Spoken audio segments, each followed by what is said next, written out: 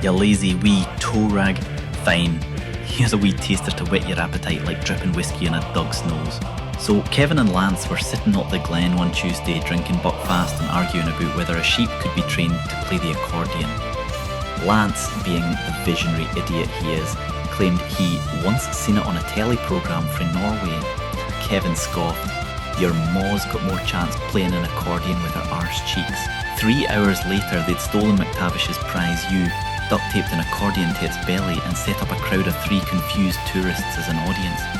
The sheep, clearly affronted, shat on Lance's foot and kicked the accordion into Kevin's face, breaking his specs and his dignity in one shot. The tourists applauded politely, thinking it was performance art. Moral of the story, never mix sheep, duct tape and artistic ambition after 6 bottles of Bucky. You want a proper story now? I've got tales that'll curdle your milk, but I need you daft wee numpty, to give me some details. Where we going? Where are they doing? Or maybe you want you in the story, eh? I can make you look like a heroic bastard, or the village plonker. You choose.